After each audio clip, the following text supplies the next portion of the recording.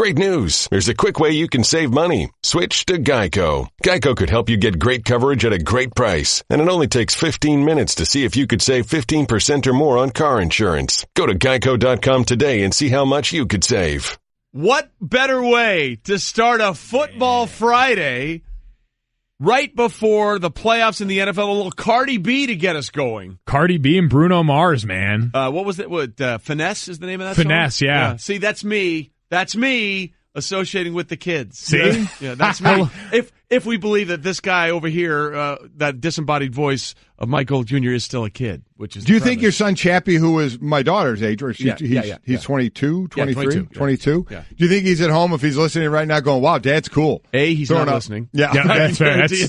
A, he's definitively not listening. Right. And B, no, I don't think he's ever said Good that. video, though, right? Yeah, quality video, big-time tribute to In Living Color. Bruno Mars still got the juice. Mars. Unparalleled levels of juice. You know, when they sit there and talk about what would you like to do for that one thing? And I said, I'd love to be LeBron for a day and know what it's like to be one of the greatest athletes in the world. Love to dance like Bruno Mars. Him and Justin Timberlake. Can move. Yeah, can move. J. Tim's got a new album out, too. It dropped called Friday, if I'm not mistaken. I know he put out a new single last night. I think the album is called Friday. Friday. We got me relating. We got new JT. We got Cardi B's basically on everything right now. I'm sure she's up listening to the show, so we appreciate her. Hey, whatever you need to tell yourself. We welcome you in to Golic and Wingo on ESPN Radio and ESPN2. We are here for a Football Friday. The playoffs are here. Absolutely pumped for what's going to happen Wild Card Weekend. We are presented by Progressive Insurance. All phone guests will join us on the Shell Pennzoil Performance Line. And, of course, it is a big football weekend. We got NFL playoff games, Wild Card Saturday and Sunday. And then, of course, we have the national championship game in college football in Atlanta on Monday. And we will be there in our bus, in the zone, brought to you by AutoZone. Get in the zone, AutoZone. We will be there. It'll be the debut of our bus. We're really pumped about the trip. Yeah, we are. We were out hanging out, doing some stuff on the bus the other day, and then right after we did that, it took off for its drive down to Atlanta. It'll be down there. It's going to be there. It's going to be at the Super Bowl, the draft. But the first stop will be Atlanta. So we look forward to that. You're going down tomorrow, and you're going to be at an AutoZone hanging out, right? And visiting with folks out there. I think the first 25 people get their oil changed by me. Really? So they lose? Don't be one of the first 25 people there then. Yeah, you don't want this. I don't change my own oil. I was about to say, have you ever changed your oil? No. There you go. Use your dipstick, Jimmy. I didn't teach the kids how to change the oil. I'm not going to lie about that. What was that? I did not teach the kids how to change the oil. I'm trying to teach them about changing their filters, being able to change a tire. Well, you had to teach Rebecca Lobo about changing filters. My God, those filters. Steve, the filters, the changing a tire, and again, shutting the water, knowing where to shut the water off if you have a problem in your house. Especially if you live where we live. If you don't shut the outside water off, you have major problems when we move ahead.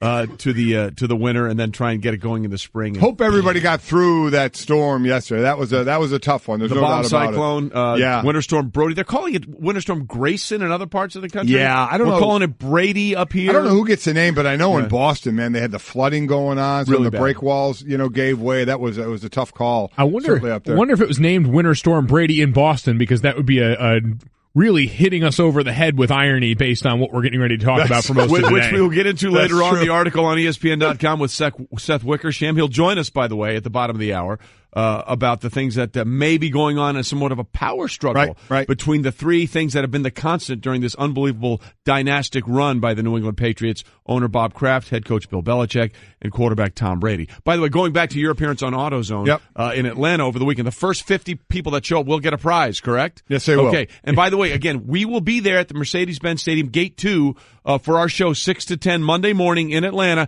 And if you want to know exactly where we're going to be and how to get there, check out our pinned tweet on our Twitter page at Golic and Wingo. All the information there. I think the gates open at 5 a.m. We'll be there at Gate 2. So come on down, say hi. We'll be there getting ready. We'll have all kinds of great guests. Yeah, check out the bus. It's going to be a lot of fun. Yeah. And the bus will be there. My goal is to buy the Super Bowl to get whatever license is necessary for me to drive the bus. You want to drive the bus? That was what disappointed me. I wanted to drive the bus down to Atlanta. I've always wanted to road trip like that. Yeah. I want you to drive the bus when I'm not in it.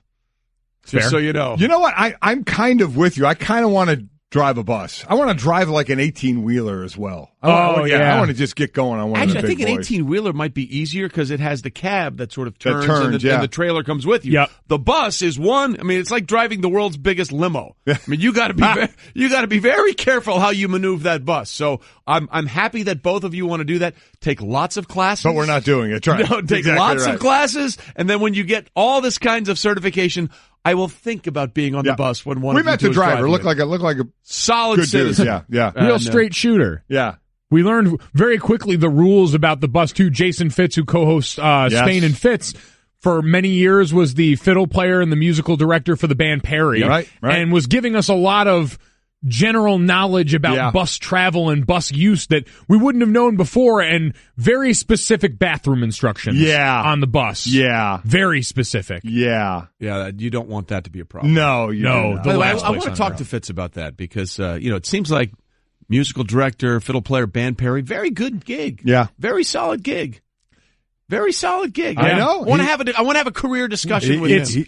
It's a very solid gig until you spend 330 days of the year inside of one of those buses. So imagine living your life from now on in the Golic and Wingo tour bus. Yeah. Hence the specific bathroom instructions. See, there you go. Very specific. It all comes back to the that. weirdest one to me was that not to use the water on the bus, too. Yeah. By the way. We'll find that out. Well, I'm going to have to debrief Fitz for a lot of reasons. Yeah, we're going to have to talk. We got a lot to get to today, so let's start the show like we do most days. It's time for Off the Top Whether you like it or not, it's just beginning. with Golic and Wingo.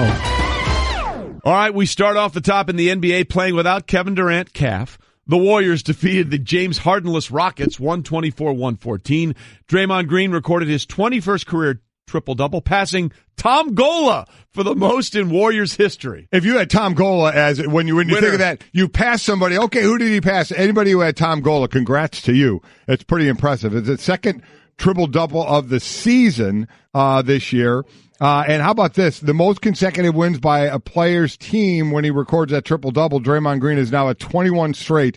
Magic leads the way at 24 straight, but this obviously is an active streak going on right now. Will Chamberlain, it was 21 straight. Russell Westbrook, 20 straight. It was his 12th career triple-double where he took fewer than 10 shots as well. So while he's also the emotional leader of that team as well, and the way he plays, he is, the way he throws around those triple doubles, and obviously they win when he gets them, is pretty impressive. Yeah, just in general, a guy that stuffs the stat sheet. Draymond Green is always going to be the deepest guy in your box score on any given night because he's asked to do so much, and that's sort of what's always been endearing about him and made you sort of understand and tolerate at times him being really outspoken. Some of the technicals that tend to come up is because you need that kind of guy in your team that's willing to do everything when you've got the talent. And you got to let him be him. People always say when he's getting the technicals, you have to slow him down, talk to him.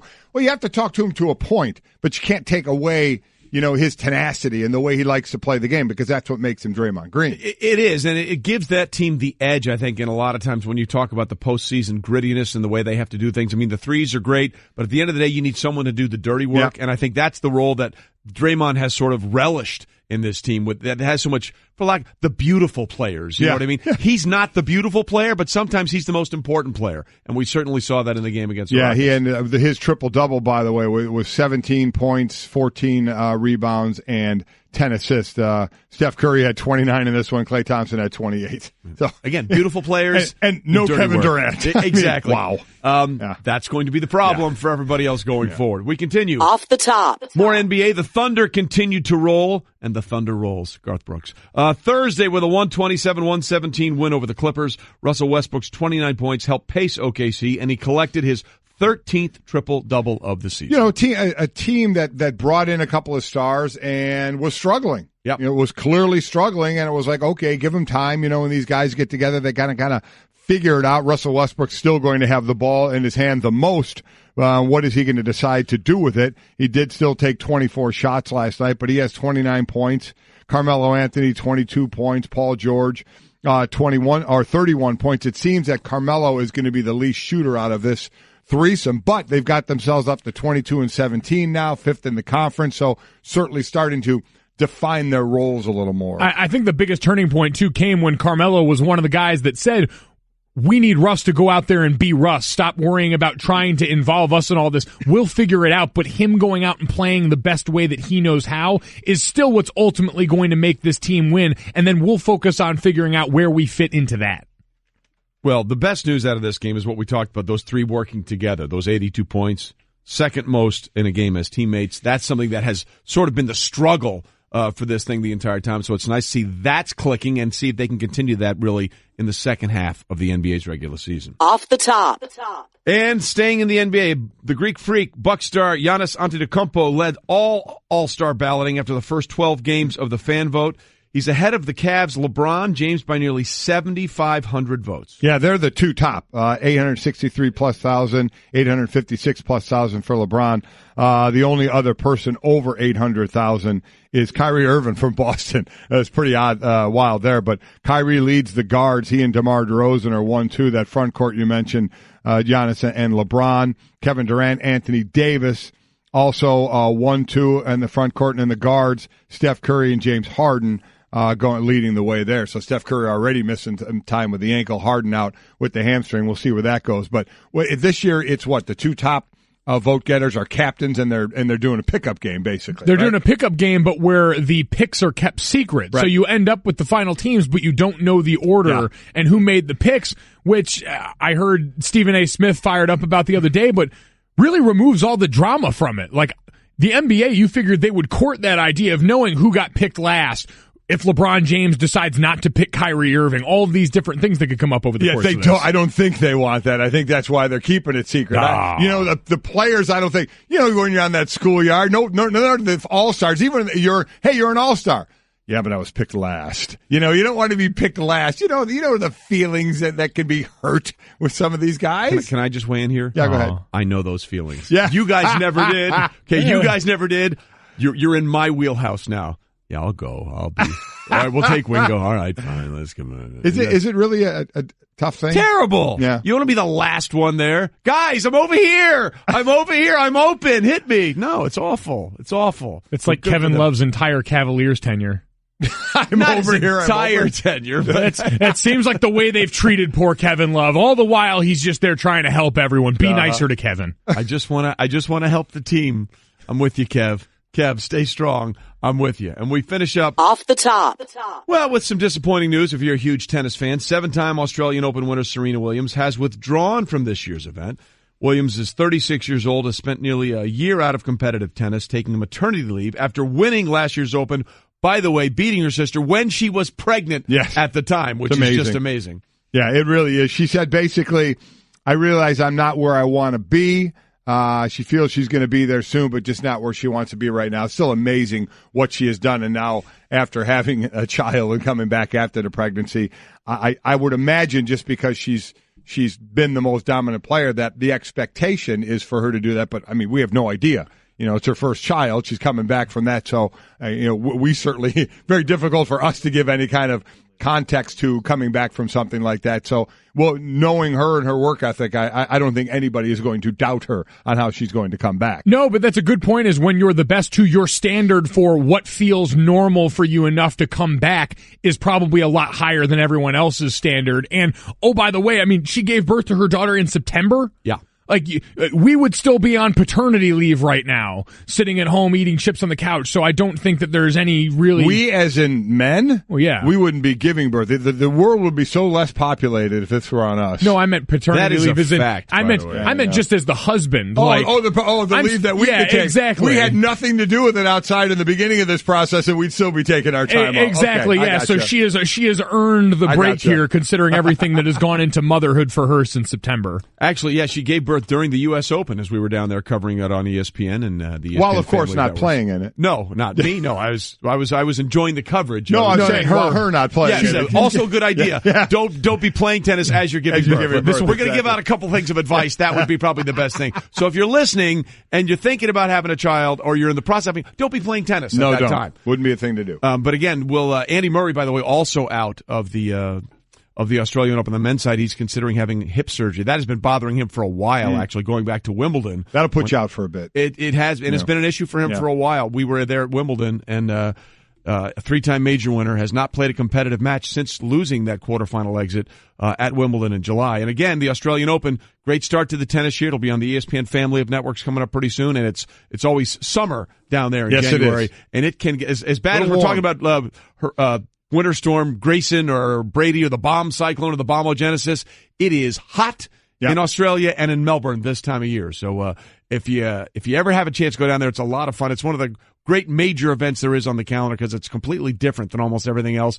Those Aussies, they like to have a good time. Yeah. Did you ever play a game in Australia? I did not. I know a couple people. I played in London a couple times. As far as Schlereth might have played. I called a game that was in Japan. Played a couple in London. Never to Australia. That's a haul. Well, Japan was a haul as well. Played one in Ireland. They kept us way outside of the city as 120 college kids. I have a feeling letting us loose in Dublin was the last thing on their mind. Yeah, because Chris and I went to that. We got let loose in Dublin, and good thing you guys weren't there. Yeah, you didn't want to see that. Basically what your dad's saying. You didn't want to see that. No, but Australia, thumbs up in a big way, by the way. It's a good time. We'll just leave it at that. And that is Off the Top as we continue here on Golic and Wingo. Again, the big story that dropped on ESPN.com overnight, Seth Wickersham's breakdown of potentially some cracks in the foundation, if you will, in that holy triumvirate in New England that has been so successful really since they won Super Bowl 36. Beating the Rams 21-17 in New Orleans. It's really shocked the world, and they've continued that unfettered run now with 5 Super Bowl rings for Tom Brady and Bill Belichick, and some things that may have gone awry over the last 18 months or so. And Seth Wickersham, by the way, will join us in the studio to talk about that article and what he sees and what he's been reporting on. And we'll get to that in a little bit. But the team that a lot of people think may have the best chance to end the Patriots' chance at getting to another Super Bowl this year, that would be the Pittsburgh Steelers, and really some very, very good news from what looked like a very dire situation earlier this year. Again, Ryan Shazier, that Monday night game when he got hit, reached immediately for his back, and we were all, anybody who's seen players lay on the field in that situation, you're waiting to see every body part move, and we never saw his legs move, and we've never got any reports about that as well. We knew he was at a game, but the reports have been really kept under wraps. Well, his father, Vernon Shazier, said his son does have his regained feeling in his legs. That's the best possible news. Fantastic news. We haven't heard about walking or anything at this point, but he has regained feelings in his legs. Vernon Shazier said he's a long way from where he was Monday night when he was laying on the field. His father thinks he's going to play football again, at some point, and I'm sure that's obviously a long way off. He said he's much better. Vernon said, but we've agreed to keep his progress private until he's ready to share where he is at. So that's great news that he has feeling in his legs, but and we still don't know, and that's fine. That's up to them on when they want to let everybody know where they are. As his father said, that's up to Ryan and when he wants to let everybody know that. But boy, that's fantastic news. Yeah, and it is great that he's being afforded that level of privacy. We talked about this a little bit when Bruce Arians retired and mentioned he told his team the night before, and they lied to the media for him so that that story could be told when he wanted it to, and in a much more personal vein even here for Ryan to be able to be the one that tells this story when he's ready to and keep us updated when he's comfortable is the most important part of all of this, that he can be allowed. But as far as playing football again, listen, Mark Herzlich was one of the best linebackers I had ever seen at Boston College, and then went through his battle with cancer during my tenure at Notre Dame and saw him come back on the back end. And the whole time while he was battling,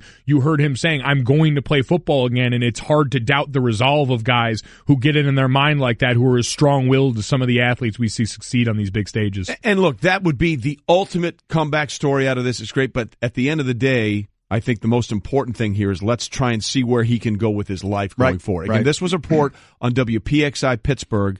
And really, it got into some of the things that we were all thinking and worrying about when we saw it in that Monday night game against the Bengals. His dad, Vernon, said, Shazier said to him, Daddy, pray for me. I can't feel my legs. He underwent that spinal stabilization surgery December 7th. And again, while he wouldn't offer specifics, but when he says he's making progress daily, and if Vernon is saying, who is a man of faith, by the way, he is a minister, pastor, and if he says he believes he will play again, that leads you to believe that things are progressing in a very, very positive way. And also, from the athlete side of it and their drive and their determination to have that kind of there as, okay, I have feeling in my legs, it's the next step to try and get where I want to be.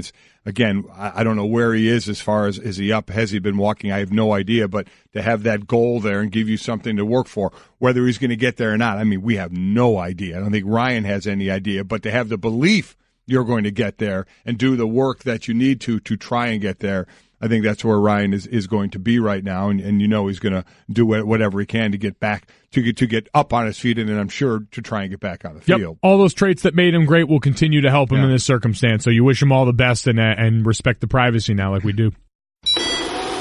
I'm a robot vacuum cleaner, so yeah, I got one gig. I suck up dirt. So pardon my inferiority complex about Geico, who does so much more. Like, not only could they save their customers money on car insurance, but they got fast and friendly claim service too. And an award-winning mobile app. Plus access to licensed agents 24/7. Who am I kidding? I can't even do corners. Uh-oh, choking hazard. Popcorn kernels. Geico. Expect great savings and a whole lot more. Cruising in on Golic and Wingo, it is a little Pink Floyd Money. Bringing us back into the bank, which is, again, one of the reasons why one of my followers on Twitter said Cliff is the reason that the show is good. So Cliff continues to be the glue. Nicely done. Golic and Wingo, ESPN Radio and ESPN2, presented by Progressive Insurance. All phone guests join us via the Shell Pennzoil Performance Line. But we are joined in studio now by ESPN investigative reporter Seth Wickersham, giving us the Straight Talk. And this is Straight Talk. Yes, it is. Brought to you by Straight Talk Wireless. Best phones, best networks, no contracts. Okay, everybody on the East Coast is dealing with the bomb cyclone or the bomb-genesis, the bombogenesis, this winter storm that came in. But Seth may have dropped the biggest bomb of all on ESPN.com. His article about some potential cracks in the foundation, in the holy triumvirate, if you will, of the New England dynasty between Bill Belichick, Tom Brady, and owner Robert Kraft. Seth, first, thanks for being with us. Tell us what gave you the impetus to sort of look into the idea that there may be some rifts between these three. Well, thank you, guys. And by the way, you actually went with that line, which is good. Thank you. But, I think that it was building all year. And I think that what happened was when Jimmy Garoppolo was traded, it made so little sense that it was clear, especially to people in the building, that something had happened. And so that was the impetus to try to look into this, and it turned out that something did happen, and that's that, Belichick did not want to trade Jimmy Garoppolo, and he kept, the Patriots kept offering him contract extensions that were dismissed out of hand. By Jimmy Garoppolo and his agent. And his agent, who also was the same agent as Tom Brady. Right. And it was just... That would be Don Yee, by the way. Exactly, in a very odd situation, very extreme situation, and 2 weeks before the trading deadline, Bill Belichick and Robert Kraft had a meeting, and they've met a lot this year, more than in most years, but this one went long, and people in the building didn't know what was going on. Bill's meetings for the rest of the day kept getting canceled and postponed, and he came out of that meeting with the directive that Jimmy Garoppolo is not in our long-term plans, and we need to figure out a trade partner. And he texted Kyle Shanahan, and when they connected on the phone, that trade went down. Two things I want to follow up on there. Number one, when you said the directive was Jimmy Garoppolo is not in our long-term plans, that came from who? That came from the owner. I think Belichick felt backed into a corner. I think it was an extreme situation. And, Bill has always adhered to the philosophy that when the owner gets involved in football decisions, it's time to go. And I think he left the impression on people in the building and outside that this current situation is unsustainable. Okay, so real quickly, you're saying that Kraft told Belichick he needed to trade Garoppolo. I think that was what they came out of the meeting with the decision. Because Mike and I have been talking about this, and I think we can understand from a football perspective the contract that they would have had to have used to retain Jimmy Garoppolo. Well, they probably would have had to franchise him because they were offering him a deal. Offering a deal, about 18 a year, 4 years. That as you mentioned, he and his agent they turned down out of hand. They didn't even give it a thought. So, and then it seemed so odd to franchise a backup quarterback, especially when Tom Brady's having an MVP year. I didn't see how they could hang on to him either. But the big thing here to me is that I thought that decision would come from Bill Belichick, not from Robert Kraft. So that seems to be, do we think, this is a favorite to win the Super Bowl. And if they were to do that, I still can't imagine any way Bill Belichick is not with the Patriots next year. Are you saying that's a possibility? Well, we'll see. Now, I think that, this has just been a different year in New England. Brady is by the way, we should point out a different year. At the same time, they're doing what they always do. Yeah, exactly. They're doing what they always do, which is winning. Yeah. Well, that's the most interesting thing to look back for a second. This is what they've done is unprecedented, and so nobody can really completely understand what it's like to have this run of success for this long and deal with these dynamics. But I think there's been a general sense in the building that because of Alex Guerrero and the TB12 method, which has become a divisive problem in the building. Which was chronicled earlier this year about some of the issues, and Belichick rather stripped his credentials of going on the team plane and the sidelines. Mm-hmm. Yeah. And, I think that, so that was an issue. Tom's desire to play into his 40s and just how realistic that is became an issue. And because of that, you just sort of have this weird dynamic in the building where, there is a rift between Brady and Belichick. And, they've never been best friends, but this is just different. And there's definitely a sense in the building that this thing could be coming undone. I think you're going to see both coordinators leave. You're going to see some of the assistant coaches either retire or try to go with them. And when you say by coordinators leave, by getting head coaching jobs somewhere else, not just go. Right. Yeah, that would be Josh McDaniels, the offensive coordinator, and Matt Patricia, the defensive coordinator, which has happened before, by the way, with Romeo Crennel and Charlie Weiss. Right. And I think the question for Belichick, and I think the question that he is probably asking himself is, do you really want to be around with a 41-year-old Tom Brady, with all the Guerrero drama, and with the mandate of having to find the next Garoppolo and develop him again? Well, see, that's the thing that's most interesting to me here, guys, because there are two things we know with great certainty, and if you read the article, I mean, Tom, the quote was he felt like he won by playing, having Kraft back him in this. Kraft's not selling the team. Brady's not going anywhere. So if this is, as you're alluding to, the beginning of the end, there's only one person who may be on the move, and that would be arguably the greatest coach in any sport in any time, Bill Belichick.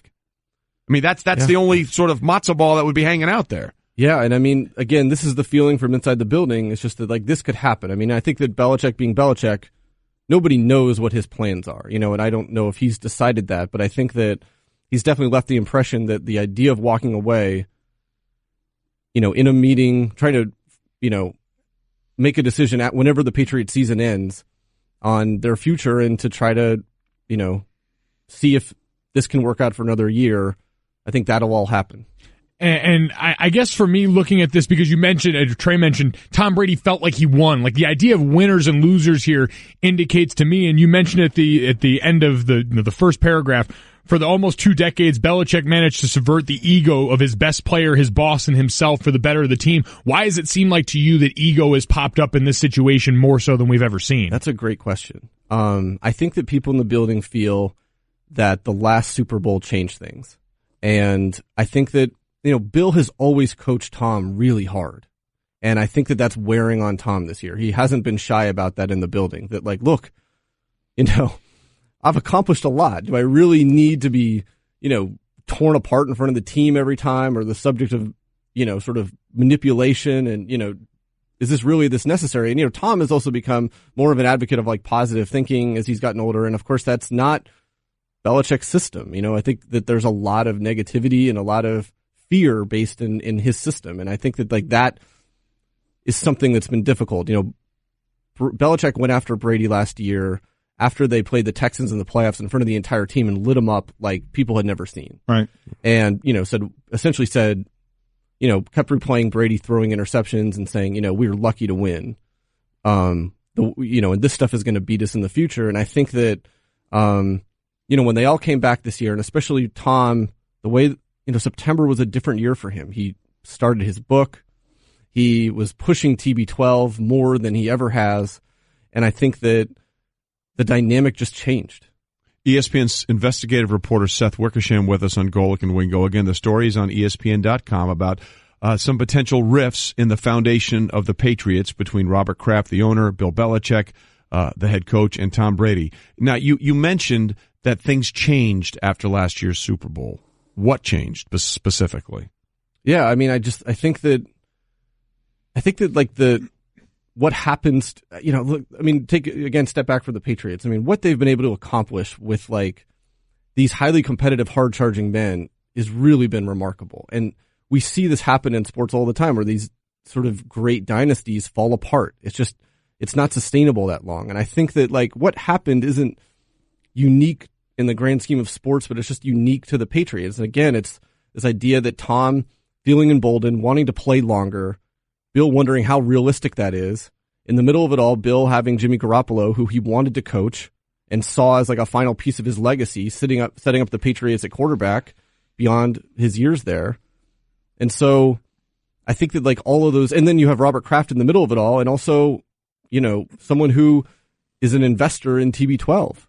So you have the situation, obviously, of Kraft, of Belichick, and of Brady. But, I guess from my son Mike and I side of it, guys who kind of lived in the locker room, and you always hear that Patriot locker room as the culture in that the professional culture in that Patriot locker room. Where is that? Because in your article, it talks of players that are, should I go see Guerrero to get in favor of Tom Brady, or do I see the team doctors to be in favor of Belichick? Is that locker room becoming somewhat split? Yeah, so that's really interesting. And I think that a lot of the players feel trapped because they see, Amendola and Gronk going to TB12, and they're like, well, that's the click. That's how we get, the ball. And it's unspoken, but there's a pressure there. And, meanwhile, you have severe skepticism on the Patriots side. They've been exposed to Guerrero for a long time, and I think that they've drawn clear lines around him, like we've discussed. Right. And I think that that's just it's been an issue, and nobody knew exactly how to address it because Tom is essentially like management now. I mean, players refer to him as sir, and I think that they just were like, well, where do we go and what do we do? Well, look, this is. It's really interesting on a lot of levels, as Seth Wickersham was with us, the ESPN investigative reporter, because this has been the one foundation of this team has been one voice. Right. That has been the one voice mantra. And the idea that maybe Bill feels usurped in being that one voice, is that the biggest issue here? Well, there's a lot of big issues, but I think that, at the end of the day, it's just like, what is sustainable? Yeah. And, clearly trading Garoppolo was a breaking point. There's something changed with the future of the franchise. And like I said, it just made no sense. I mean, people in the building were like, why would the game's most shrewd long-term strategist trade 2 backup quarterbacks in a 2-month span with a 40-year-old starter who's been banged up? It just made no sense. Well, and along those lines, when they made the trade, they didn't have another quarterback on their roster. They didn't have one. They had to go get one, and that, of course, was Brian Hoyer. It's a fascinating read. It's on ESPN.com. Our investigative reporter, Seth Wickersham, putting out the story. Thanks for being with us. You're going to be busy today, I'm sure. I would imagine we'll see you on a variety of platforms Thanks, here guys. At ESPN. Seth Wickersham with us. Coming up, we'll react to what we just heard from Seth and start looking ahead to Wild Card Weekend next. Golic and Wingo, ESPN Radio, ESPN2. Continue to roll on here on Golic and Wingo on a Friday morning. Getting you set for the playoffs in just a little bit. We're presented by Progressive Insurance. All phone guests join us via the Shell Pennzoil Performance Line. But obviously, guys, the article that Seth Wickersham put out on ESPN.com, and he joined us in studio last segment, is going to get a lot of conversation. A couple of preliminary thoughts that I have about this. Number one, if all of this is as Seth reports, and there are some serious rifts, it just speaks once again to the testament of Bill's ability to get everybody to say, look, just do your job. Because in a lot of other situations, if this were going on, would they be the number 1 seed and have home field advantage and have a guy like Tom Brady potentially winning yet another MVP? I mean, if all this is going on and they're still doing this, I think it speaks to the brilliance of Bill Belichick more than anything else. Yeah, the main thing about this to me is because, with the whole TB12 and now Bill Belichick is basically Alex Guerrero, you're gone from here. You do your thing at TB12 centers, but not with us anymore. I think players eventually work through that. We talked about, do they feel like they should follow that guy to get in Tom's favor or not? That all, I think, will work itself out. At the end of the day, you're going to do your work to do your best on the football field. To me, the biggest question here is I never thought they were going to keep Garoppolo anyway because I'm with you there. I didn't know how you were going to pay him. If Brady is having an MVP year, you're not going to all of a sudden next year, in my opinion, say Brady's not your quarterback anymore. And if you're going to have him be your quarterback, how are you going to keep Garoppolo? So I never thought you were going to keep him. But I didn't think him leaving was going to be Kraft telling Belichick to get rid of him. That to me, if that is the truth of what went on, that to me is an important piece. Well, and to that point, based on the timing, and clearly if Belichick was the one that didn't want to get rid of him, then he had plans of keeping him, right? Like, he was at least entertaining, and if it took him that long to get rid of it, so clearly someone there, Bill Belichick involved in it, was thinking about keeping it involved, and he was told, no, that's not going to happen. As far as what you said about the guys feeling compelled to go with Tom Brady's trainer or not, that's culture of fear and silence, right? You're afraid to do anything, and you're afraid to speak up. That's why Bill Belichick and the Patriots are successful, because everyone is so afraid that they are replaceable, and Tom Brady found out he's the one guy that's exempt from that. Everyone else lives in constant fear in that organization that you'll be shown the door because they don't actually need you, and so you keep quiet because of it and you do your job. And Kraft just emphasized that point by saying, get rid of Garoppolo, and now, when have you ever seen Bill Belichick not prepared? He had no backup. He had no quarterbacks, no other quarterbacks on there. When they made the trade, there was no other quarterback on their roster because they'd already gotten rid of Jacoby Brissett.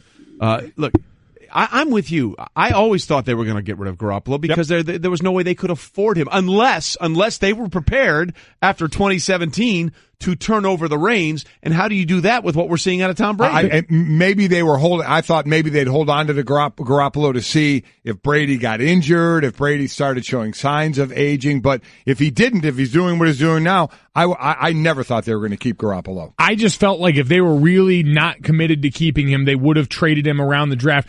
In that offseason, his value was at a fever pitch. People were clamoring for Jimmy Garoppolo this offseason, and I feel like you could have gotten him for a lot more than a second-round pick at that point. I agree with that. I understand it's basically a first-round pick and all that stuff, but call it what it is. Well, yeah, but at that point, I think they were – I have to believe they were a little – okay, let's see what Tom can do at 40, right? I mean, I think if you traded Jimmy G at that point, you're basically assuming that everything that you know about Tom Brady going forward will continue to 41, 42, 43. So in my mind, why they didn't trade him there is like, let's just make sure we're covered here if we do this. But then I don't think that thought process changes. If you're coming off of what probably could have very easily been an MVP season last year, him doing it again this year, why would that change your thought process then on potentially thinking, well, you know what, let's see how it plays going forward. It's year to year with this guy. Well, I think because when you're 40 and you got an Achilles, it's never happened before. You got a shoulder, it hasn't happened. I think you have to have some kind of backup ready just in case. And if Brady makes it through the season as the MVP, then maybe you're not going to get what you could have got for him, but you had to kind of keep him as a fail-safe just in case a 40-year-old kind of starts falling apart, which Brady has not done. Exactly. Everything we know about the history of the NFL said this probably wasn't going to happen with Tom Brady. I mean, we've only had a few quarterbacks with winning records. Only one quarterback over 40 has ever taken a team to the playoffs. That was Brett Favre. He went 1-1. So this was a great unknown, and Brady proved he can still play at a very high level. Do you think they're all back intact next year? Well, no, I mean, I think the rest of that staff's going to be gone. I think Patricia. I'm sorry. The big three. Brady, Belichick, and Kraft. I think they'll be back next year, but I wouldn't be shocked if this starts to feel the effects next year. It's going to insulate them through the playoffs now, the silence and fear. It will do its job for now. I don't know about next year when all this has time to marinate. And we all know they're all getting ready for the 19th hole. We get that, but I think they're back next year doing their same thing again. I agree, because at the end of the day, only one of them can leave, and that's Belichick. And do we really believe that Belichick's walking away at this point with what he has in that team? That's the only one, because, as we said, Brady's staying and Kraft is still the owner. He owns the team. All right, we got much more to talk about. We got the playoff games coming up. In the last 5 years, quarterbacks making their playoff debut, 1-10. We got two of them squaring off in Jacksonville. We will get into it next. Golic and Wingo. Attention shoppers, clean up on aisle 14. Clean up on aisle 14. Someone dropped a jar of pickles. Pickles. Kosher pickles. Beatboxing at a big box store. Surprising. What's not surprising? How much you could save by switching to Geico. A red minivan has the lights on in the parking lot. Geico. 15 minutes could save you 15% or more. Geico. Hello, I'd like to deposit this to checking. Fate is a fickle master. What? The future is uncertain. Okay, and what's my account balance? The horizon is cloudy. I see a long, treacherous voyage filled with great peril. Look, can I just get a deposit slip or something? A fortune bank teller. Surprising. What's not surprising? How much you could save by switching to Geico. I see a yellow-eyed serpent and a low APR. Geico. 15 minutes could save you 15% or more. A football Friday, getting you set for what's going to be a great weekend of football in the NFL and capped by the national championship game in college football. Golic and Wingo on ESPN Radio and ESPN2, presented by Progressive Insurance. All phone guests will join us on the Shell Pennzoil Performance Line. Here's what we've got coming up throughout the day here on the show. In a few minutes, Sal Paolantonio, our intrepid ESPN NFL reporter, will join us. He's going to be covering the Doug Marrone Bowl for us. Buffalo at Jacksonville. Yes. We'll get to that. Field Yates will join us at 7:30 Eastern, ESPN NFL insider and a former scout for the New England Patriots. Yeah, I'm looking forward to, from the scout side of it, the quarterbacks coming into the draft this year, especially that the wild card, and I agree with you, Baker Mayfield, on what he presents and coming into the NFL. He will be the swing state. There's no question about that. Andre Reed, Hall of Fame wideout for the Buffalo Bills, proud of Kutztown State, by the way, will join us to talk about the Bills' resurgence and back into the postseason. And boy, could they use a wide receiver like Andre Reed right now for that Bills offense. Yep. And then at 9:30 Eastern, Gus Malzahn, this can be great. Auburn head coach, who had lay claim to having played all three teams that believe they should be the national champion. So we're flat out going to listen. So he beat Georgia, he beat Alabama, and he lost to Central Florida. We're just going to flat out ask him which is the best team. Who is the national champion? Yeah, and he will be the vote. He's the deciding factor. It won't be the game on Monday. It won't be UCF's parade. It will be Gus Malzahn. That's exactly right. He holds the key. He has the key to it all. Who will decide who is indeed the national championship in college football. Okay, so we have a lot of that going on for you. We'll get to all of that, but let's start for a little bit with what's trending. This is important. I thought we were going to stop that after one day. I do kind of like that. You do like that one? Yeah. They said the regular one is up there now. Okay, not LeBron, not Steph, not Westbrook, but Giannis Antetokounmpo is the early leader in NBA All-Star voting. Yeah, over 863,000 votes. LeBron is second with over 856,000, so pretty close. The only other player with over 800,000, LeBron's former teammate, Kyrie Irving. How about that? Yeah. And it's interesting this year as they're doing the top two vote getters are the captains, and they're doing kind of a secret draft. Nobody will know the order of the draft, so nobody knows if they were picked last. Nobody's feelings get hurt. Nobody has to go through what went through. I've gone through my entire athletic career. I find that kind of interesting. Here you have a bunch of superstars making a gazillion dollars, but we always talk about ego. And is this to partly protect their egos of, is LeBron, would he pick Kyrie, or who's picked last, or that kind of situation. But I guess ego is involved. We're finding out with the Seth Wickersham story of egos in New England. We go back to what we've talked about a lot with Kobe and Shaq and others. There have been, they're not the first or last professional athletes to have egos out there that could affect what they do. But I do find it kind of interesting in the NBA All-Star game. That's kind of a secret draft, so nobody knows where they were picked. Well, look, I mean, we talked about it in sort of the relationship to what we have with the Seth Wickersham story. Right. There was never a reason for Kobe and Shaq to break up in L.A. Yep. It was really, Kyrie left because he wanted to be his own guy in Boston, so we can't dismiss the idea that egos aren't a part of this, so it makes it a very interesting sort of dynamic for the vote, and we'll see how it all plays out for the All-Star game. But again, right now, Giannis leading the way. We continue. Better. The Celtics are going to retire Paul Pierce's jersey on February 11th, which is the same night Isaiah Thomas and the Cavs come back to town. And the truth, Paul Pierce apparently doesn't want to share the spotlight with Isaiah when they're going to plan a video tribute to him that night. This was very interesting. So, again, it wasn't the other night because Isaiah Thomas didn't start. And so it's going to be that February 11th. And on the jump, Paul Pierce talked about, that it was kind of his night with the retirement jersey, and it seemed like outside of Rachel Nichols, who was hosting the show, it seemed like the others were like, maybe there's too many of these, tribute videos going out anyway, that like Isaiah Thomas and others get, that maybe there's too many of those anyway. And it certainly didn't sound like, now, I don't know if Paul Pierce was kind of goaded into saying this. It felt like Steven Jackson was his hype man for this. Was kind of his hype guy, and Paul Pierce really got into, that's my night. Maybe he's going to have to wait another year for his. But he did keep going with it, saying that, he didn't think it should be on the same night. And I know, 5-6 hours ago, Paul Pierce tweeted, are we really making a story out of this? Well, you helped. You helped, you kind of threw a little gas on this fire. You could have easily said, you know what? There's 41 home games. I can do it at any home game. This is the last time Isaiah Thomas is coming back to Boston to do a tribute video. So that could have been, the way to go. You had the microphone in front of you. So, yeah, it's going to become a little bit of a story. Paul, we love you. Yeah. We think you're great. Absolutely. You're doing great stuff for us on our family of networks. We love your analysis. But this is what you started. Yeah. I mean, Rachel said, can you do both? Yeah. Rachel said, why can't you do the video for IT right when he comes back, beginning of the game? Hey, welcome back. Here's a video for you. Then basically the rest of the night is for Paul Pierce. Can you not do them both? Yeah. I mean, I don't know. It seems like you could. But, hey, I'm just a simple caveman. Or could Paul Pierce just pick another night? There you go. I mean, say, hey, I get it, but I guess we talk about ego sometimes. Yes, but let's not pretend like you're not a part of why this is a story. Yeah, that's exactly. And we love you, Paul. We love you. But let's just call it what it is. And we'll finish up what's trending. Apparently, pumping gas, It's amazing. Is not a skill you're born with. You want to explain this? Oregon is no longer a state. I didn't want to stop there because it is still, a state. No longer a state in which your gas is pumped for you.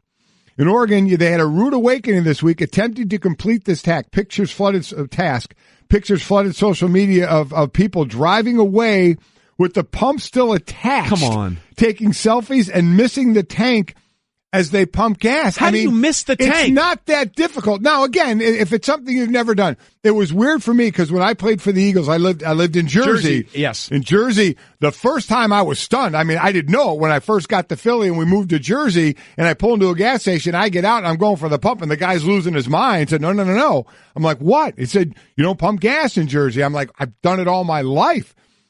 But it's not that difficult. And then to drive away with it still in the gas. Like my worst fear when I was young and the first time I started driving and get my own gas, in the car and stuff is don't leave it in the gas tank. That's unbelievable that they're that inept at it though. Yeah. Well, two things there. One, I feel like if you can't get the nozzle into the gas tank, that's like your Chevy Chase in vacation. He's trying to find the gas tank. How do you miss on the sports wagon? The family truckster. And number two, I also have a confession. I did once pull away with the gas. You did? Yeah, I was late getting somewhere like 3 years ago. I was late getting somewhere and I pumped the gas. When I paid it, I pulled it and the thing just jerked. How bad was it? I mean, it jerked right off the gas tank. Just right off. I had to go in and say, hey man, sorry. And the guy was really mad at me. I'm like, I'm coming in to apologize. I will pay for this. It wasn't as expensive as I thought. Wow. But my mind was somewhere else. Remember and I know you can, and Sal Paolantonio is getting ready to join us. I know he can as well. Remember when you had to get gas and the gas was behind the license plate? Yes. Where you folded down the license plate. Nobody behind the glass knows anything of what we're talking about right now. We could say payphones and they'd be looking at us with this blank expression like, what is that? I don't know what that means. Come on, you Oregonians. You can do it. You can do better than this. You can do it. One of the early great video games was the Oregon Trail about how you had to forage for food and ration stuff exactly to get right. yourself going, and you can't get the gas pumping thing? Come on, guys. Oregon, as a state, you're better than this. You are. You're better than this. You are. Come on. And they'll get that turned around. Okay, that was Straight Talk, us pep talking Oregon. Sure it was. Straight Talk Wireless, nationwide coverage on America's largest and most dependable 4G LTE networks. You know who also always gives us the Straight Talk? Who's that? Our man Sal. Yes, he does. Sal Paolantonio joins us now on the Shell Pennzoil Performance line, taking synthetic motor oil performance to a whole new level. Make the switch to Pennzoil Synthetics today. And Sal, I have to believe that you've never had a problem pumping gas, being a Philadelphia/Southern Jersey guy. Yeah, listen, I live in Jersey, and this morning I thank the baby Jesus that I do, because from NFL films, I'm going to the airport, but I'm going to stop at the Wawa, and it's 5 below, and I don't have to get out of my car. Somebody else is going to pump the gas for me, and that is a beautiful thing. That is, at times it comes in very, very handy, but very handy. But Absolutely, it comes in really handy when you're a pregnant mom and you have 3 kids in the car and you don't want to get out of the car. I've seen my wife have to handle that. So I'm telling you, it has its benefits. The gas prices are low in New Jersey.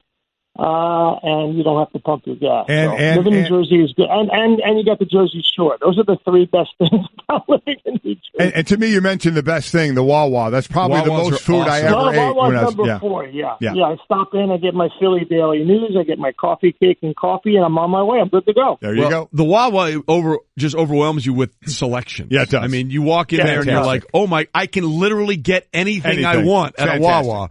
Absolutely fantastic. All right, Sal, you're going to be covering the Doug Marrone Bowl for us, for lack of a better term. Buffalo Bills heading down to Jacksonville to take on the Jags, who, of course, are coached by Marrone, who left the Bills after the 2014 season when he led them to 9 wins, off their first winning season in a long time. The biggest question, I think, for Buffalo in this game is obviously going to be Shady McCoy. He hurt his ankle in that win over Miami. Where are we in his readiness to play? Because he is really the Bills' offense. He is, and we know that Shady's got snow tires. He was born with snow tires. We're about to find out if he can finish the Indy 500 with a bum wheel. He's got a bad ankle. He's got pain in his right ankle, and he's a right-handed running back, which means he cuts first on his. You look at him on film, I would say it's 80 to 85%. I don't have the number. I'm just going, empirically. I think he cuts on his right angle 80 to 85% first. So that tells you a lot about how much he really relies on his right ankle. And he's got pain in it, and he said he wants to go. But his nickname's not Shady for nothing. I've covered this guy for a long time. You never can tell what he's going to bring, on and off the football field. So I'm just going to say this. I expect him to give it a go as much as he wants to play in this game. Multiply it by 20 because it's this particular game and he wants to play in this particular game in the playoffs. I just can't believe Chip Kelly traded LaShawn McCoy. That's the most. I look at this and I'm like, can you imagine if Nick Foles could line up with LaShawn McCoy in the playoffs? It goes down in the annals of bad trades in Philadelphia history.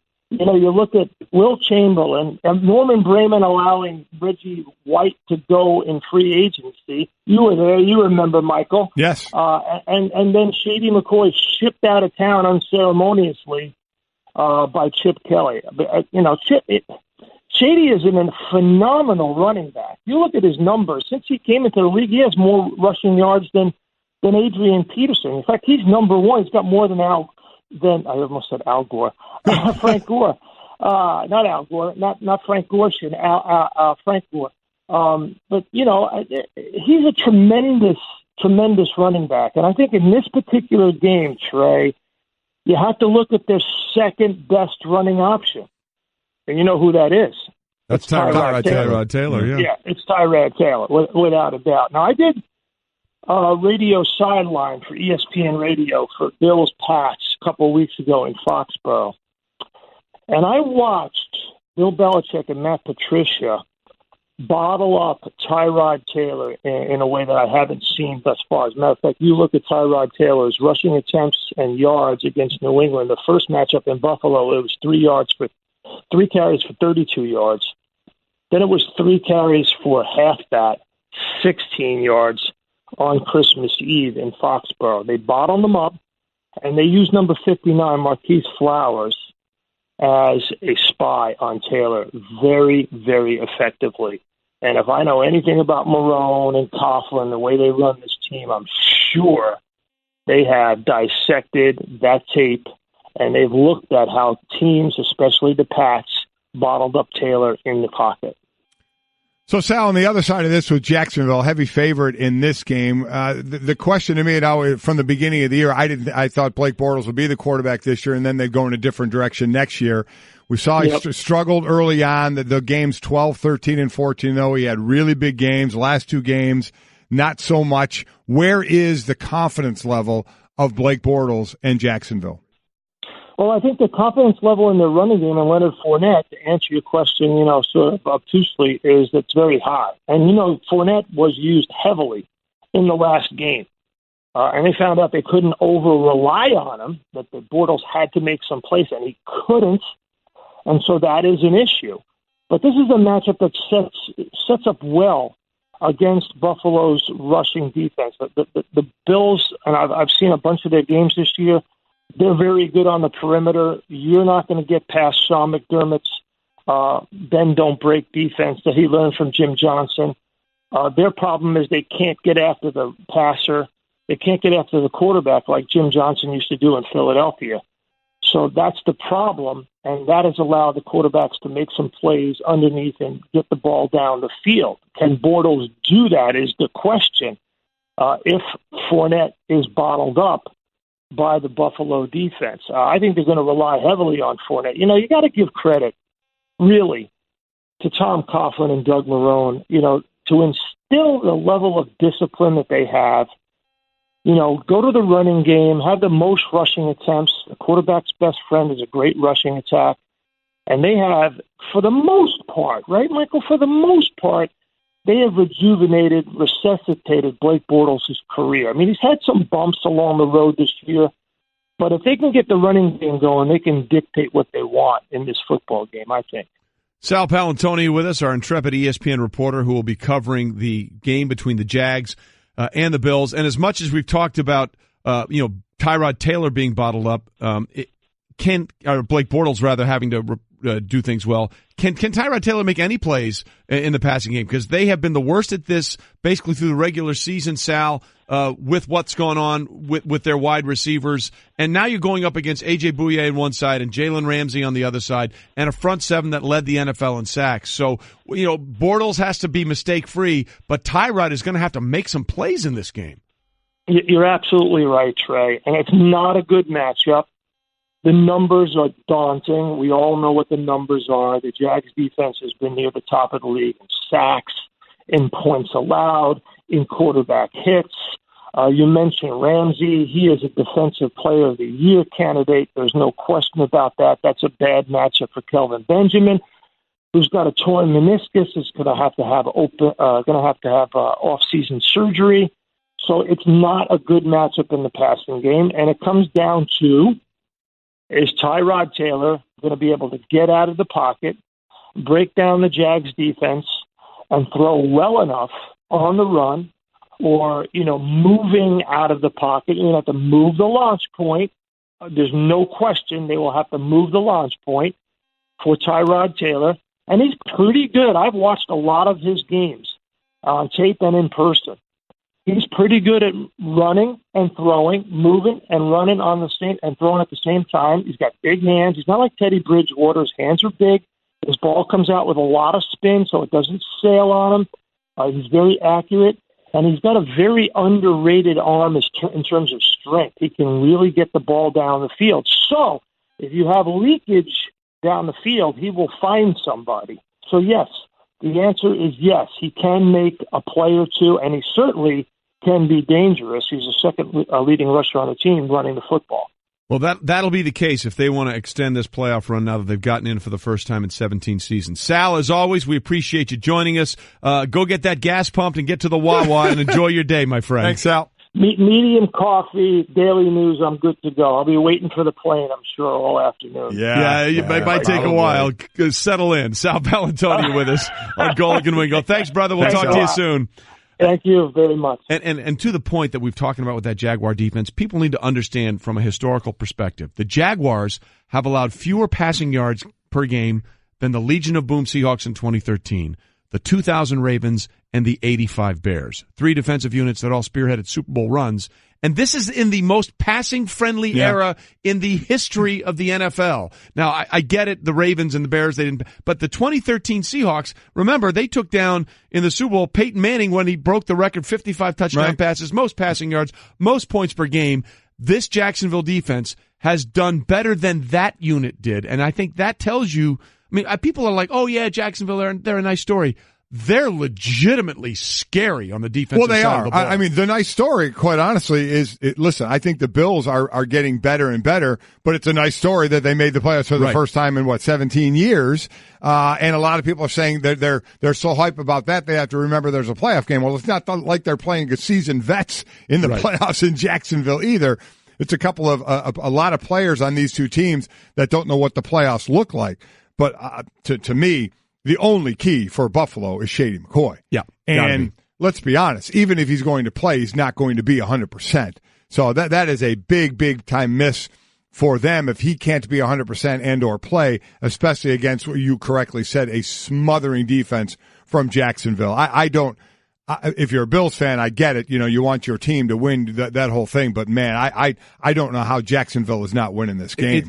Look, from the matchup, it looks really tough, especially with the injury to Shady. And, look, anything's possible. We've seen all kinds of crazy things happen. Yeah. But if you just go by the matchups inside the matchups, it doesn't look good for Buffalo going up against that defense. But you know what is a good look for Buffalo?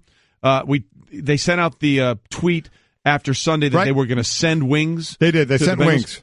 1,440 wings. I wonder how they got that number, 1,440. Is there a reason that I'm missing? Yeah, we'll get a research to look that out. Probably figure that out. 1,440 90 pounds of celery, 30 pounds of carrots, 6 gallons of blue cheese, 9 gallons of Duff's wing sauce, and a ton of thank you sent to the Bengals from the Buffalo Bills. So you eat wings. You're a wing guy, right? Yeah. Hotter the better. When you get your choice, ranch or blue cheese, where do you go? Well, see, you're going to be very offended with me.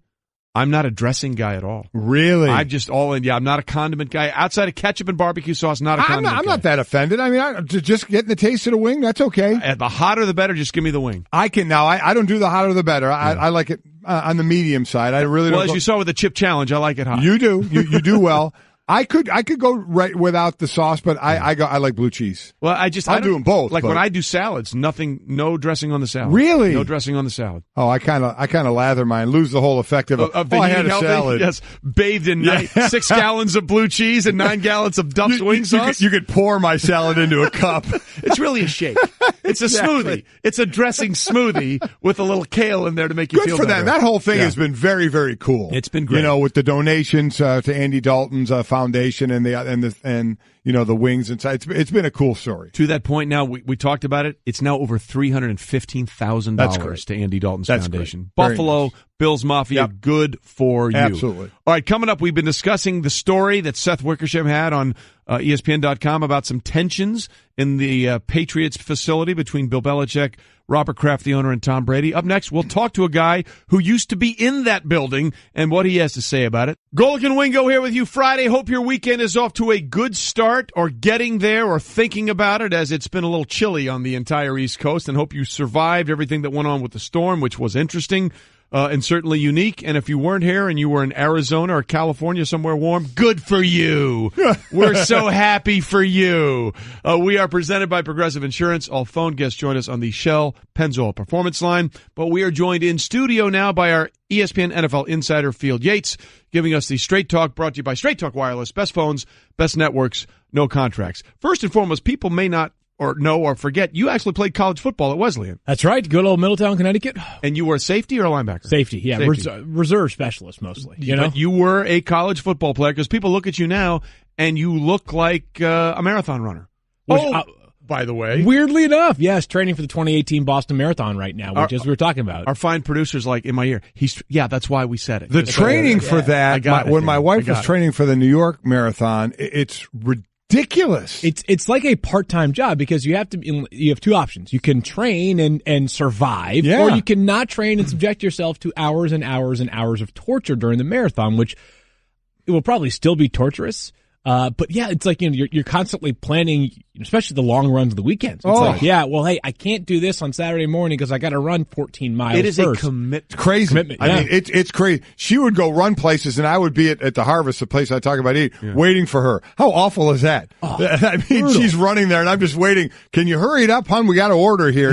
Can you get that last couple of miles in? Meanwhile, she's probably like, I'm starving. Like, don't tell me about your desire for some food. I'll be with you in a minute. I'm busy. Unreal. That training. Good luck to you on that. Okay. It should be fun. So not only are you going to be running the marathon, and you are a fantasy insider, and you do all these wonderful things, but before you came to us, you were work for the Patriots. In the scouting staff. Yes. Okay. So you are intimately aware of the organization and the hierarchy and how it's built. Right. So having seen the Seth Wickersham article, which I'm sure you have, your thoughts are what? Well, so I think that there are people this morning in the Patriots organization that have said, like, I'm not sure how much I, meaning them, personally see this dynamic play out day to day. Like, this catches some people by surprise in some ways. But at the same time, this piece is focused on three men and their relationship. Obviously, Tom Brady, Bill Belichick, and Robert Kraft, the owner. So I think that if there are those that are wondering this morning, like, is the Patriots organizational field toxic day to day? No. I mean, they're 13-3 with the first seed in the AFC. I was about to say, everybody should be that toxic, right? Yes, I was going to say, this should be what you emulate, not what you try to avoid. There are elements, though, that I think if you look closely at how things have gone this season, you understand how we've gotten to this point. A lot of it obviously focuses on, this focuses on the decision to trade Jimmy Garoppolo when the team did. You think back to this offseason, and we know that Adam Schefter is the most connected man in football. He said a long time ago, I want to say it was like right after last season concluded, the Patriots are not trading Jimmy Garoppolo. They're not doing it. And I can just tell you that there were overtures from multiple franchises, specifically the Browns, as we know, on several occasions to try to pry away Jimmy Garoppolo from the Patriots. And they were ardent in their stance. It's not going to happen. And then it happened all of a sudden on October 30th or 31st. And that also happened on the heels of having traded their other backup quarterback, Jacoby Brissett, at the beginning of the previous month, Jacoby Brissett. So it does feel like that, that is an example of something that feels like it was not driven by the conventional Patriots football wisdom, right? It was, if they had this plan going into the season, what changed about this plan? And it sounds like at that point, emotions may have played a part in it. At the end of the day, I also think that a relationship between two people like Tom Brady and Bill Belichick can wear during a season, as is the case. I've talked about this with some of our player analysts, and I'm sure you can speak to this as well. It's like sometimes the hardest part of the season when you're making the playoffs is the last portion of the regular season, because it's like the playoffs are hovering there. We just got to get there.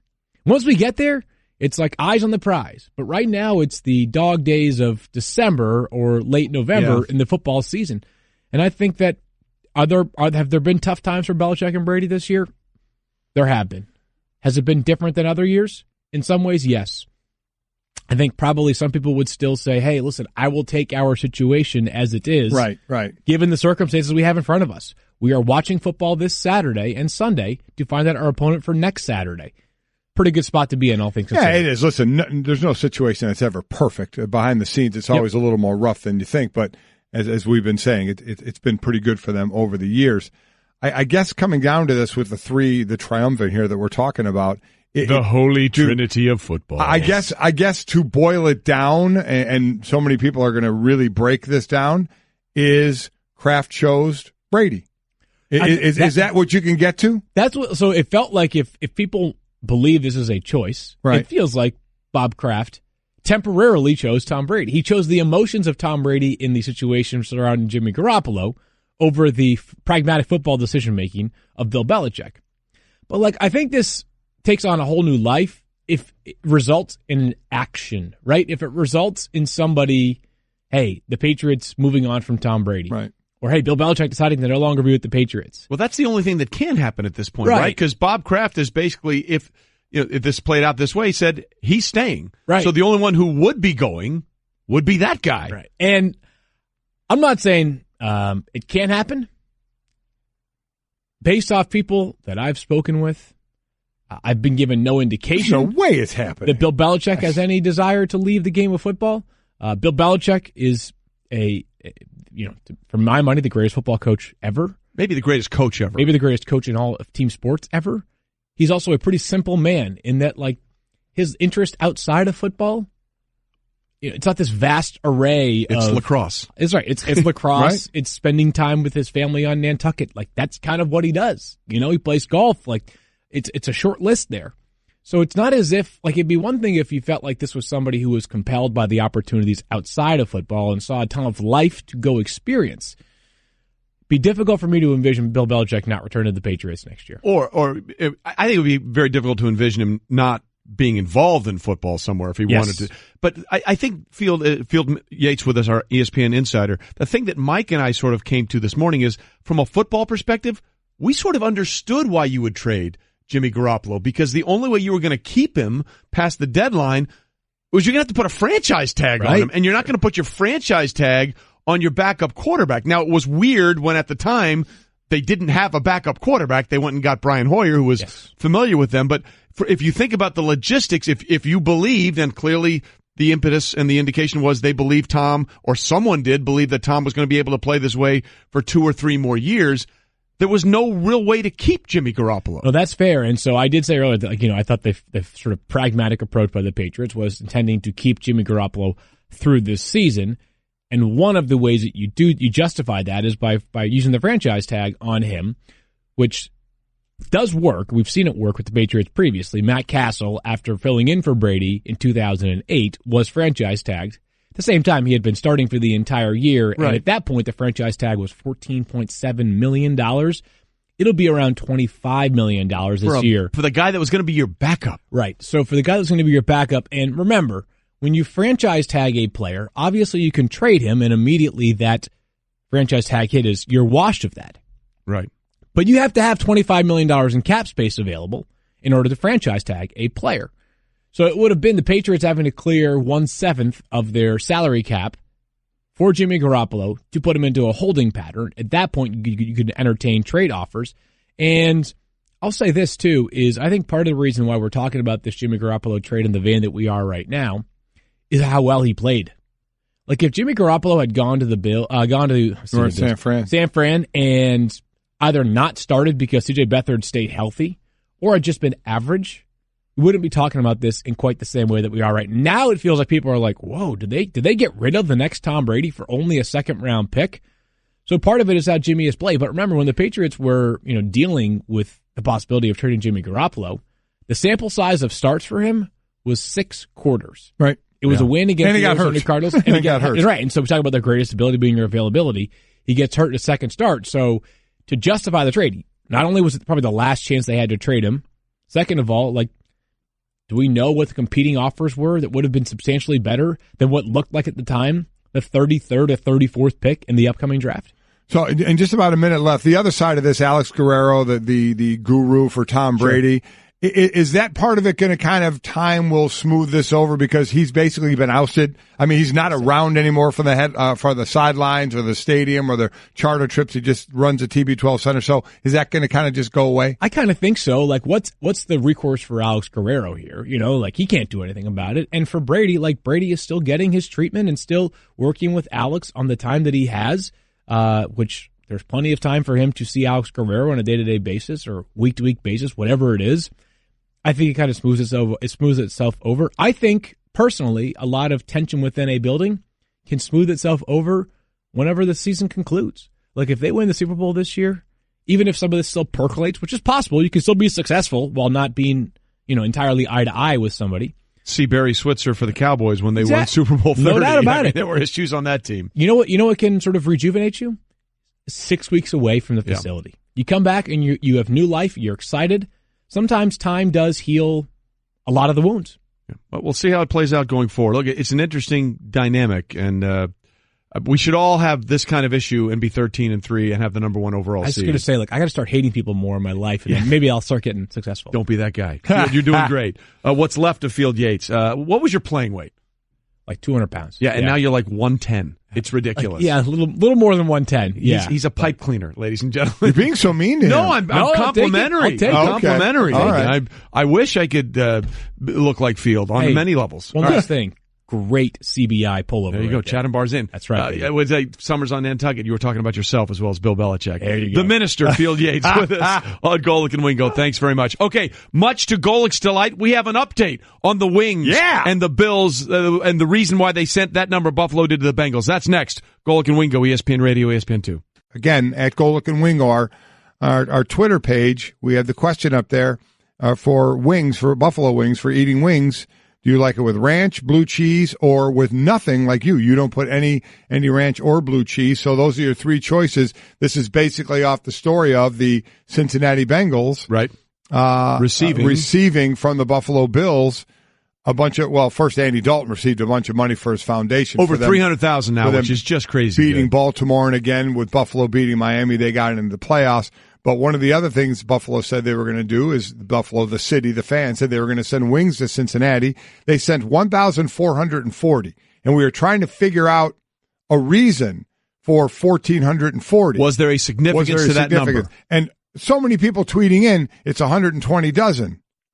We know. We get that. Is there a significance to that number? 120 dozen. That's Was there any significance to any of this? So we went a deep dive. Yes, we did. Not in the same way that Seth Wickersham did an investigative story for ESPN.com. We made one phone call. We did one phone call to get an investigative issue on the wings. And luckily somebody answered. More importantly, yes, somebody did answer. We went to the Bills. We called the Bills director of media relations and said, we need to know the reason for 1,440 wings, which is 120 dozen. Why was that number selected? There has to be a reason. And we found out. You know what that reason was? There is no reason. There is no reason. No reason. They just picked it arbitrarily. I wonder how they even came to that arbitrary number. Well, that's the thing. 100 dozen I would get. Let's give 100 dozen. Yeah. Where do you get to 120? Call them back and say, we get an update. Call them back. We need an update. What made them actually call a place and say 120 dozen? Why not 150 at that point? Why not 100 dozen? 100, 150, 200. 120 seems like an odd number to arrive at. There would have to be a reason for 120 dozen. Maybe they were channeling Jim Kelly's 12 because it was a play by Andy Dalton, their quarterback. Although he was 14, maybe 140 would have been better because it was 14 for Andy Dalton's number, that touchdown pass that got him into the playoffs. We got to find the answer to this. This is going to be burning in our craw the entire day. Yeah, not burning in our gut. No, we ate a bunch of wings. Because we don't have the wings. Most wings you've ever eaten in one sitting? Probably like 25. Yeah. Yeah, what about you? I was in the 90s. 90s? Yeah, there was a place. Please tell me this was literally in the 90s when you were playing. I want to think. I want to think. It was a place I want you to think, too, by the way. Called the Ground Round. I believe, I'm not positive. I was there with my brothers, and it was one of those all-you-can-eat type of deals. Which you guys must have just been like, we're making money on this. The restaurant's losing money on this deal. We turned into all-you-can-eat and drink, and both my brothers got over 100 each. 100? Oh, yeah, I think into the teens or into the 120s. They were crazy. And I got into the 80s or 90s, and so much so, and dare I say, gallons of beer as well. Sure. So much so, this place, wash it down with something. This place had fans in there, and it wasn't the highest ceilings in the world. My brother Greg, who was 6'8", at one point You hit the fan? He was doing something and cheering and threw his hands in the air, and the hands went into the fan. And so he waved his hands as if there were no repercussions, and there were repercussions. Let me just say, he didn't feel a whole lot. You know what I'm talking about? He was anesthetized, is what you're saying? He just had to use the other hand for the wings for a while. Now, was there a active competition between the three of you to find out who could scarf the most? Yeah, there kind of was. There had to be, right? We were going to go into it knowing it was all the wings you could eat. We were going to eat a lot of them, so we kept our own count, our own bones, of the deal. And man, there was a lot. Okay, so the difference in age between the three of you is what completely? Bob is like 6 years older than me. Greg's a year and a half older than me. Okay, so it was all you were all in the same genre in terms of age there. Same category. Yes. You checked the same box. We checked the same box. All right, we're all legal to drink, so all right, that worked. Really the only box you need to check. There you go. More than anything else. All right, coming up next, we've gone deep into the Buffalo Wings. Yes. We're going a little deeper this time into the actual wild card games. Good. We will get you set for wild card weekend, plus another Wings update. It's coming next. I'm a robot vacuum cleaner, so yeah, I got one gig. I suck up dirt, so pardon my inferiority complex about Geico, who does so much more. Like, not only could they save their customers money on car insurance, but they got fast and friendly claim service too, and an award-winning mobile app. Plus access to licensed agents 24/7. Who am I kidding? I can't even do corners. Uh-oh, choking hazard. Popcorn kernels. Geico. Expect great savings and a whole lot more.